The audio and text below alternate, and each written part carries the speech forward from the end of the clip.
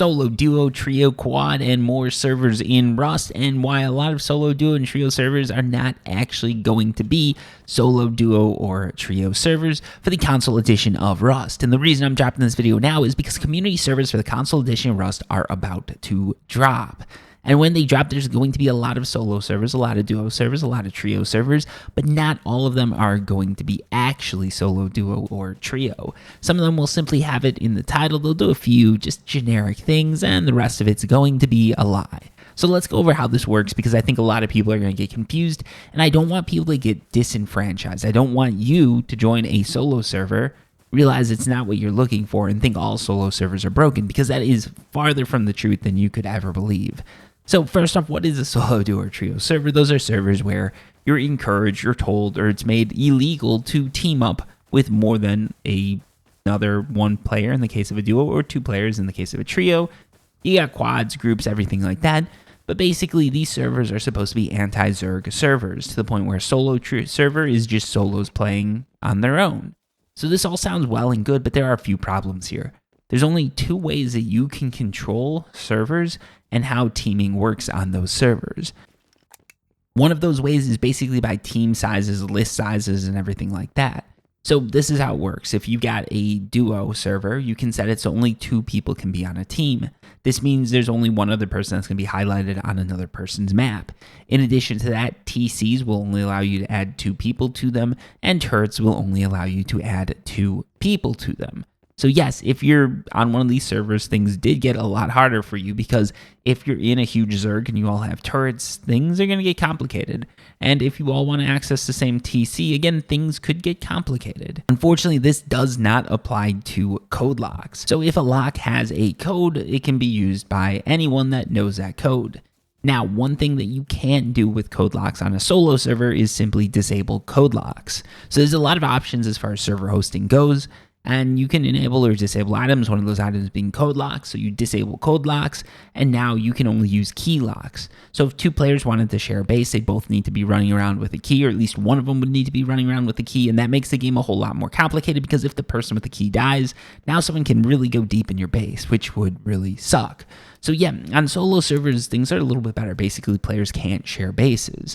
On a duo, trio, quad server, what it's going to mean is that players can share a base, but any turrets will need to be turned off for players who are not authorized on those turrets to come in. So what this means is if you wanted to play as a group of 4 on a duo server, most likely it's going to be a lot harder to have the same base. However, if you both live next to each other and nobody uses turrets, it's actually pretty easy.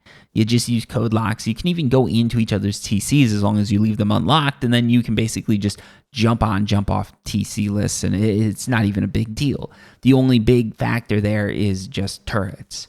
So basically, that's all you can do. And then when people are roaming, all that happens is they're just not all on the same team. So if you've ever seen big zerg raids, everybody just wears the same clothing so people know who's on a team and who isn't. It's literally going to work the same way with people who want to cheat on duo, trio, or quad servers. And there might be a few idiots out there saying, Serial, you're giving away all the tips. Like, these are well known, and if you have an IQ above 10, this is pretty easy to figure out. But yeah, basically, like, it's just like, yeah, like solo, duo, trio servers, it's just in the name. You know, people are still going to be able to build together, still going to be able to make friends. And what's going to happen is it's really going to come down to the moderation team. And this is what I want to talk about, because there are moderation teams that are going to be corrupted. There's moderation teams that aren't really going to be doing any work. And then there's moderation teams who will be putting in the work. And it's very hard to find good moderators. So this isn't a dig at anyone, because basically here's how it works. With Rust, if you want good moderators, it needs to be those moderators' full-time jobs. Now, I know some people with the PC edition of Rust have managed to make that jump, where moderating a Rust server, or not just one server, but a whole series of Rust servers is their job. It remains to be seen if that's even possible on the console edition Rust.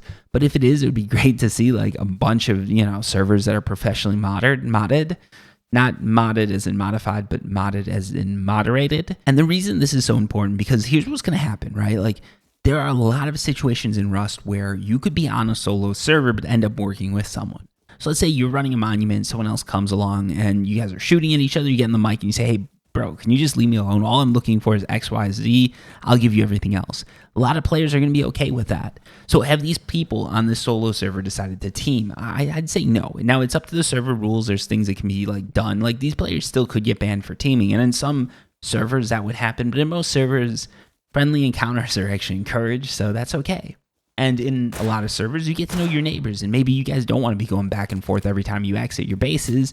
So you're talking together and you're sort of cool with each other. And then someone gets raided and the other person goes and counters. Are you working together?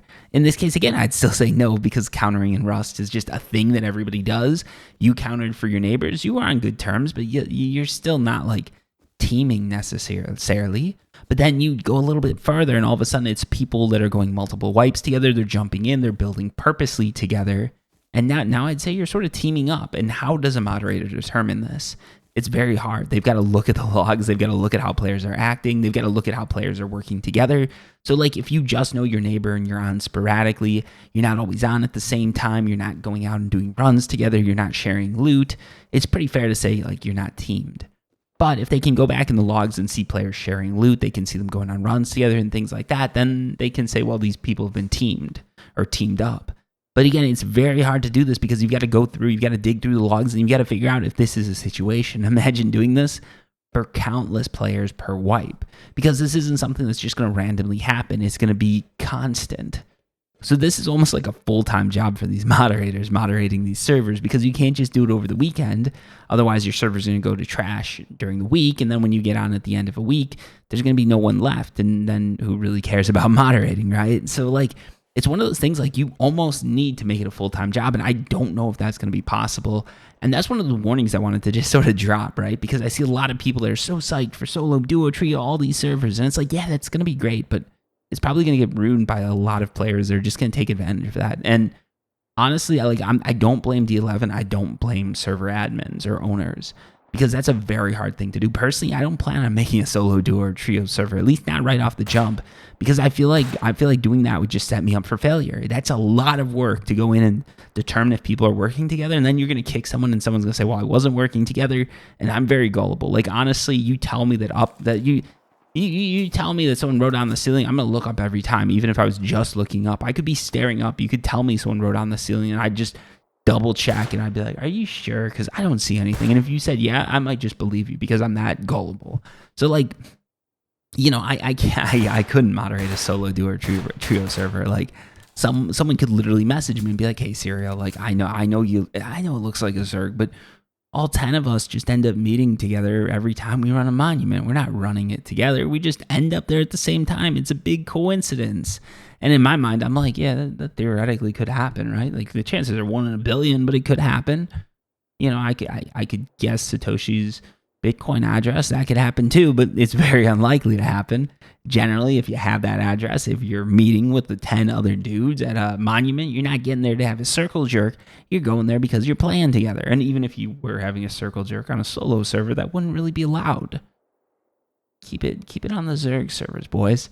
That's what they're for, circle jerking. Anyways, though, but like seriously, the thing is, like, I just like it's a huge responsibility, and I want to make sure that people know that this is it's going to be a work in progress for a while. And like solo, duo, and trio servers are especially going to be a work in progress. So if you jump in, don't expect it to be perfect, especially on day one. There's going to be a lot of people taking advantage of the situation. It's going to take a while for people and admins and moderators to really quell that down and get some solid servers.